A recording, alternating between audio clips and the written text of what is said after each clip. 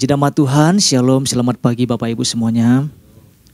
Saya percaya setiap kita keadaannya baik, tetap bersuka cita di dalam Tuhan, amin Bapak Ibu ya. Tetap menyala-nyala bagi Tuhan, katakan amin Bapak Ibu, haleluya. Kita harus antusias Bapak Ibu, karena Tuhan selalu memberikan pesannya buat setiap kita, katakan amin Bapak Ibu. Itu jauh lebih dahsyat dari apa yang kita pikirkan ya. Tuhan terus menuntun, Tuhan memimpin kita, Tuhan mengarahkan setiap kita. Pagi hari ini Bapak Ibu kita mau sama-sama belajar, kita sama-sama belajar untuk menangkap, meresponi, dan mengaplikasikannya di dalam kehidupan setiap kita. Pesannya gini Bapak Ibu, pesannya adalah mampu bersikap tegas terhadap diri sendiri. Ya. Mampu bersikap tegas terhadap diri sendiri. Pesan Tuhan yang datang kepada setiap kita lagi-lagi begitu tegas dan lugas Bapak Ibu. Ya. Tuhan tidak mau kita tegas terhadap orang lain, namun lembek atau loyo terhadap diri sendiri. Ini kan agak lain Bapak Ibu, betul ya? Ya. Kita mau tegas terhadap orang lain, terhadap diri sendiri loyo Bapak Ibu. Kira-kira gini Bapak Ibu, kira-kira apa yang Tuhan temukan ya? Kira-kira apa yang Tuhan temukan di dalam kehidupan setiap kita, sehingga pesan ini harus sampai kepada setiap kita, kan gitu. Ya. Jangan-jangan gini, jangan-jangan memang Tuhan menemukan bahwa kita sebagai orang-orang percaya hanya berpura-pura tegas. Padahal Tuhan temukan kita sedang mengalami apa namanya ya, tidak tegas, loyo gitu, lembek. Ya. Ketika pesan ini datang Bapak Ibu kepada setiap kita, Pak Ishak sudah sampaikan kemarin, saya merenungkan sesuatu, iya. Jangan-jangan hanya memang terlihat saja kita berpura-pura tegas. Namun Tuhan temukan bahwa kamu gak tegas kata Tuhan. Dan lewat pesannya ini Tuhan mau kita bersikap tegas terhadap diri kita sendiri Bapak Ibu. Kalau kita perhatikan apa yang Yakobus sampaikan di dalam pasal 1 ayat 8. Ya. Yakobus menuliskan gini, pasal 1 ayat 8 dikatakan jangan mendua hati Bapak Ibu. Apa yang kita bayangkan tentang mendua hati? Dikatakan orang yang mendua hati tidak akan tenang hidupnya. Orang yang mendua hati bisa diartikan orang yang tidak bisa memiliki ketegasan di dalam kehidupan. Menyembah Tuhan iya, menyembah kegelapan juga iya. Beribadah iya, membaca firman Tuhan iya. Tetapi masih kompromi dengan dosa. Itu tidak tegas. Kita mau belajar bersama-sama Bapak Ibu. Apa yang Tuhan mau sampaikan? Saya langsung kepada inti pesan Tuhan Bapak Ibu. Ya kemarin kita sudah belajar, Pak Ishak sudah sampaikan. Tetapi ada sesuatu yang memang Tuhan tekankan kepada setiap kita di bagian inti pesan Tuhannya. Tidak secara lengkap Bapak Ibu ya. Dikatakan gini, bahwa melalui pesannya ini Tuhan ingin kita sebagai orang percaya memiliki mentalitas yang tangguh. Katakan tangguh Bapak Ibu. Yang tidak mudah menyerah ketika berhadapan berbagai tantangan. Ya. Mungkin ada yang mengatakan saya tidak pernah menyerah dalam keadaan apapun. Ya. Itu sangat luar biasa, itu sangat bagus. Tetapi jangan sampai melalui sikap. Ya. Tidak mau berjuang lebih lagi. Tidak ada perjuangan yang dilakukan. Hanya lewat kata-kata saja. Pak Ishak sampaikan kemarin ya. Ketika seseorang tidak mau berjuang lebih lagi, itu kalimat lain tentang menyerah. Mulutnya saja yang berkata-kata. Mulutnya saja yang mengungkapkan saya tidak pernah menyerah dalam keadaan apapun. Namun ketika diri sendiri diperhadapkan dengan berbagai keadaan problema sebagai orang percaya, ternyata gini, lembek, tidak mampu bertindak tegas. Nah kita mau lihat apa yang menjadi dasarnya Bapak Ibu ya. Kita mau lihat bersama-sama. 1 Korintus pasal 9 ayat 24 sampai 27 saya akan bacakan untuk kita semua Bapak Ibu ya. 1 Korintus pasal 9 ayat 24 sampai 27.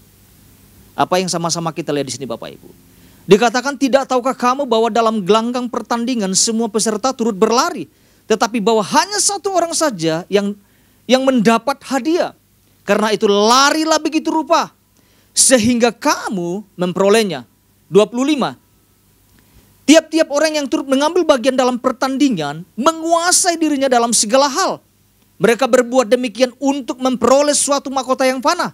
Tetapi kita, dikatakan, tetapi kita untuk memperoleh apa? Suatu mahkota yang abadi. Ayat 26, sebab itu aku tidak berlari tanpa tujuan, dan aku bukan petinju yang sembarangan saja memukul, tetapi aku melatih tubuhku dan menguasai seluruhnya, supaya sesudah memberitakan Injil kepada orang lain, apa yang Paulus katakan? Jangan aku sendiri apa? Ditolak. Apa yang kita tangkap berdasarkan ayat ini Bapak Ibu? Kalau kita perhatikan di ayat ini, ada nasihat, ada dorongan, ada motivasi-motivasi yang Rasul Paulus sampaikan khususnya kepada jemaat Korintus pada saat itu Bapak Ibu ya. Agar apa? Agar mereka hidup dalam panggilan Allah. Seperti yang Rasul Paulus lakukan. Tetapi kalau kita melihat untuk menyampaikan maksud dari Rasul Paulus itu, dia menyampaikan sebuah gambaran, analogi gitu ya. Ya, Pak Ishak sudah jabarkan itu ya. Jadi saya nggak panjang-panjang di situ Bapak Ibu ya. Ya. Menyampaikan tentang seperti kayak orang dalam sebuah gelanggang pertandingan untuk memahami apa yang Rasul Paulus sampaikan kepada jemaat tersebut. Ya, kalau kita perhatikan di ayat 16 dikatakan apa? Karena jika aku memberitakan Injil, aku tidak mempunyai alasan untuk memegahkan diri. Ini dikatakan, sebab itu adalah apa yang dikatakan? Keharusan bagiku. Celakalah aku jika aku tidak memberitakan Injil. Dikatakan sebuah keharusan. Ya. Pertandingan adalah sebuah keharusan di dalam kehidupan kekristenan kita. Pertandingan apa yang dimaksudkan? Ya. Dikatakan apa? Celakalah aku jika aku tidak memberitakan Injil. Jadi ada sebuah tanggung jawab, ada pekerjaan-pekerjaan, ada panggilan Tuhan yang harus diselesaikan setiap orang-orang percaya yang sudah menerima keselamatan dari Kristus. Paulus mau sampaikan bukan hanya terima penebusan, tetapi tidak mau mengambil bagian dalam pemberitaan Injil. Dikatakan celakalah. Paulus mendorong dirinya, tetapi bukan hanya mendorong dirinya, mendorong orang-orang percaya pada saat itu untuk mengambil bagian itu. Bagian apa yang diambil? Dalam pemberitaan. Menyelesaikan panggilan Allah di dalam kehidupan mereka. Bukan sekedar hidup, bukan sekedar percaya, bukan sekedar punya iman. Tetapi ada goalnya, ada akhirnya. Kita sudah belajar. Kemarin kita diperlengkapi dua hal Bapak Ibu. Ya, saya mau sampaikan, mau bacakan apa yang Pak Ishak sampaikan supaya kita nanti benar-benar merenungkan setiap pesan demi pesan, setiap poin-poin yang disampaikan ya. Yang pertama apa yang Pak Ishak sampaikan kemarin, menyadari apa yang sedang kita kerjakan dan siapa yang sedang kita iring Bapak Ibu. Begitu luar biasa Bapak Ibu ya. Yang kedua, menyadari bahwa kemenangan akan diraih. Kemenangan itu akan diraih asalkan berani membayar harganya.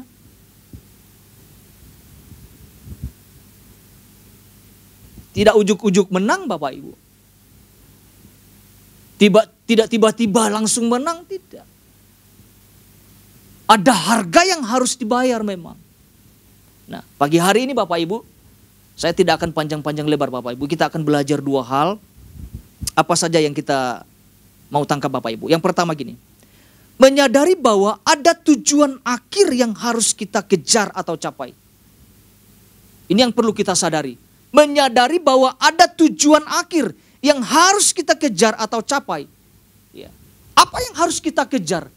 Tujuan apa yang harus kita capai? Memang ada yang harus kita capai? Nah, kita mau lihat firman Tuhannya Bapak Ibu. Ini apa yang Rasul Paulus sampaikan di ayat 25 sampai 26. Apa yang Rasul Paulus ajarkan di ayat 25 sampai 26. Dikatakan tiap-tiap orang yang turut mengambil bagian dalam pertandingan menguasai dirinya dalam segala hal. Mereka berbuat demikian untuk memperoleh suatu mahkota yang fana, tetapi kita untuk memperoleh suatu mahkota yang abadi. Sebab itu aku tidak berlari tanpa tujuan Dan aku bukan petinju yang sembarangan saja memukul. Kira-kira apa tujuan akhirnya Bapak Ibu? Dari ayat ini. Mahkota, betul. Dikatakan untuk memperoleh suatu mahkota yang abadi, yang tidak pernah pudar Bapak Ibu. Itu tujuan akhirnya. Untuk menerima sesuatu yang luar biasa yang Tuhan sudah sediakan bagi setiap orang-orang yang turut mengambil bagian dalam pertandingan tersebut. Untuk mencapai akhir itu Bapak Ibu, tujuan akhir itu perlu pengorbanan gak Bapak Ibu? Perlu ya, betul ya. Perlu perjuangan-perjuangan, perlu mentalitas yang kuat dan tangguh dan terlatih untuk mencapai itu. Oleh karenanya ada hal-hal yang perlu kita perhatikan bersama-sama Bapak Ibu untuk mencapai itu. Untuk mendapatkan itu, untuk memperoleh sesuatu yang memang sudah disediakan bagi kita. Saya akan bagikan dua bagian Bapak Ibu, bagian A. Yang pertama adalah bagian A-nya, 1A, tetap menjaga hidup dalam kekudusan Bapak Ibu. Tetap menjaga hidup dalam kekudusan. Ini harus betul-betul kita perhatikan setiap kita sebagai anak-anak Tuhan Bapak Ibu. Dalam Ibrani pasal 11 ayat 14 mengatakan, kejarlah kekudusan. Kita mau lihat firman Tuhan Bapak Ibu. Mazmur 18. Mazmur 18 ayat 22 sampai 24. Ada sesuatu yang Daud sampaikan buat saya, sesuatu yang luar biasa Bapak. Dikatakan gini, sebab aku tetap mengikuti jalan Tuhan dan tidak berlaku fasik terhadap Allahku. Ayat 23, sebab segala hukumnya kuperhatikan dan ketetapannya tidaklah kujauhkan daripada aku. Ayat 24, aku berlaku tidak bercelah dikatakan di hadapannya dan menjaga diri terhadap apa? Kesalahan.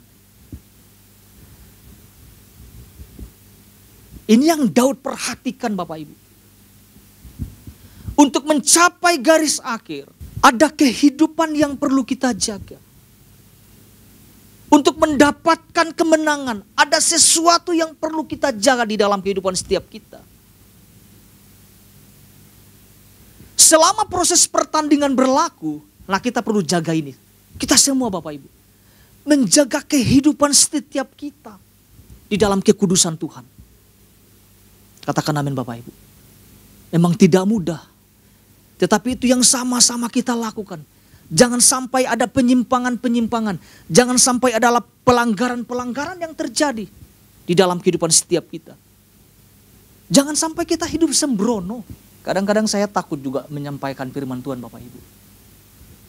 Takutnya cuma asal ngomong doang nah gitu. Ada hukum-hukum Tuhan, ada aturan-aturan Tuhan yang perlu kita perhatikan untuk mencapai tujuan akhir itu.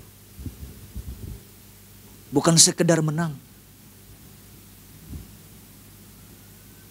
Tetapi di dalam proses waktu kita mencapai kemenangan itu, kita harus perhatikan itu. Bagaimana kita harus bisa menjaga kekudusan hidup kita. Itu bagian ayah. Yang kedua, yang perlu kita perhatikan yang kedua adalah bertekun.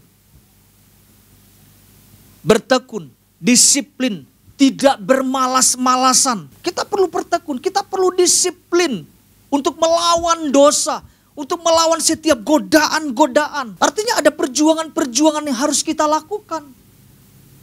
Bagaimana dikatakan melatih, Daud melatih tubuhnya dan menguasai seluruhnya. Tekun berada dalam firman. Artinya kita harus menghidupi setiap firman demi firman di dalam kehidupan setiap kita. Ini berlaku kepada setiap kita semua Bapak. Disiplin apa lagi? Disiplin mengejar Tuhan. Ini motivasi-motivasi yang Rasul Paulus sampaikan kepada jemaat. Ayo kejar, ikuti. Paulus sedemikian rupa mendorong, memotivasi jemaat orang Korintus pada saat itu. Jangan biasa-biasa saja. Ayo maju, kejar. Harus bertekun. Tekun dengan disiplin itu sangat penting di dalam kehidupan setiap kita Bapak Ibu. Setiap hari kita perlu ditambah-tambahkan terus menerus. Kita tidak akan bisa mencapai apapun dalam kehidupan setiap kita kalau kita tidak disiplin. Kita tidak tekun Bapak Ibu. Ibadah juga bolong-bolong gitu kan. Kita doa juga sekedar, yang penting ingat berdoa baru berdoa. Enggak seperti itu kan. tapi konsisten. Itu bagian yang pertama kita sama-sama lihat Bapak Ibu. Itu poin pertama ya Bapak Ibu. Yang kedua, poin yang kedua yang saya mau sampaikan. Poin yang kedua adalah gini. Menyadari pentingnya kita membuat ini komitmen terhadap diri sendiri.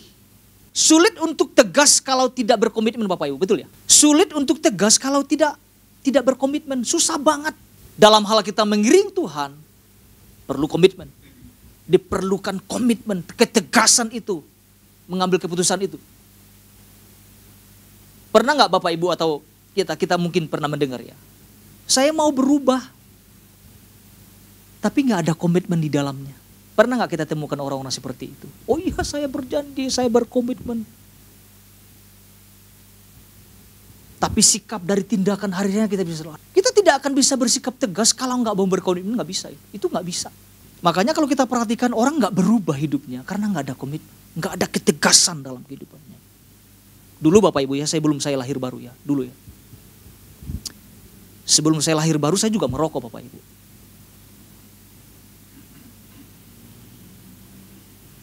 Itu ada perjuangan-perjuangan betul ya.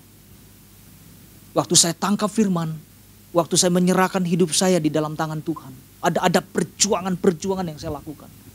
Saya bilang, saya harus berhenti ini Tuhan. Tolong saya bilang. Mampukan saya untuk menyelesaikan ini. Betul Bapak Ibu, tidak langsung waktu lahir baru, tidak langsung bisa, 100% bisa lepas. Ini selalu ada dorongan untuk melakukan. Saya bisa hitung ada kegagalan dua kali gagal saya. Setelah lahir baru itu saya masih ngirup rokok. Hisap rokok, bukan menghirup ya, menghisap rokok. Dan itu pun sudah masuk sekolah teologi ya Bapak Ibu. Itu fatal itu. Ini kalau kampus dengar saya langsung dipecat lagi Bapak Ibu. ijazah saya bisa diambil loh itu. Karena kalau kita berkawan sama orang yang ngerokok saja, ketahuan pihak kampus, wah nggak ada gini. Oh kamu bertahan, nggak ada. Angkat kaki udah.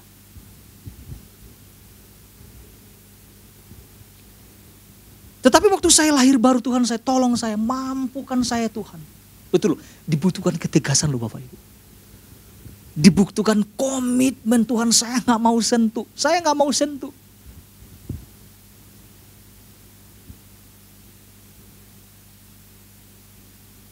Dan akhirnya saya bisa menang loh Bapak Ibu. Saya kalau cium sekarang asap rokok saya bisa muntah. Dulu mah senang banget, banyak asap juga senang gitu ya. Malah nyari-nyari yang seperti itu.